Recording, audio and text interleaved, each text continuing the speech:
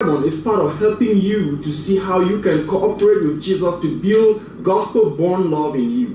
From Philippians 1:9, we can say, if you want to cooperate with Jesus to build love in you, do two things. Number one, pray or amend the prayer. Number two, pursue what you pray for.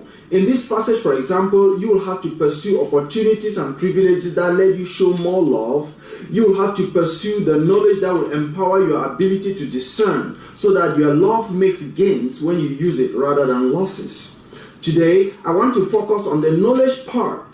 I will be answering the question, how do we get the knowledge necessary for discernment that keeps our love protected from exploiters? Let's read Philippians chapter 1, verse 9, the verse of the sermon.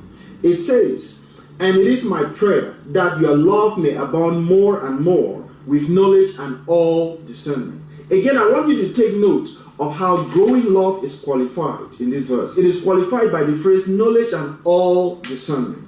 To get this knowledge, I want to suggest some three things or three steps. Number one, know the knowledge you need. Number two, go for it. Number three, expect it. What do I mean? Let me expand on each one of them. Number one, know the knowledge you need. Saying you need knowledge from the Bible is vague. Knowledge and discernment in our text is a twin. Knowledge is what you get and discernment is what you do with that knowledge. So the knowledge you need is knowledge that will make discernment not only possible but efficient. You want to be able to be a good discerner. Therefore, you need knowledge that will help you decide who to give to, who to partner with, and to what extent and what course to invest your life in.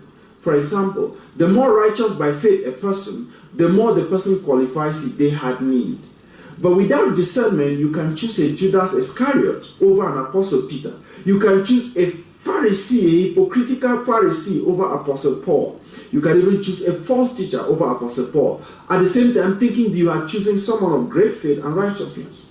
Now, let me highlight what was happening in this church of Philippi so you understand where my examples are coming from. This church had many messengers of God, so-called and also so-called messengers of God, all of them demonstrating need for help from the generosity of that church. The types of servants that this church could choose to support and they would be doing right were Apostle Paul, people like Apostle Paul, Timothy, and Epaphroditus. But this church had other preachers whose names are not revealed in the book, but their character and belief we are told.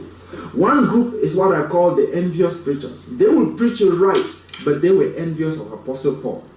Another group was the false gospel preachers, whom Paul calls them the dogs. Then there's the third group, which are called the greedy stomach-sick preachers, whose minds are fixed on earthly things. Paul knew what the church in Philippi was facing, and probably they were already giving to these people.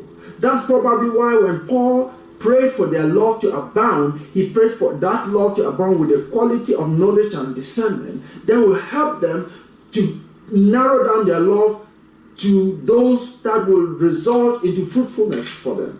Some will say, do not judge, just give. It is about ministry, not the person, so just give. No, but Paul thinks differently. That is why he's praying for knowledge and discernment to help with his love in a way that accords with God's demand and instructions and promises. So when you know the knowledge you need, the next thing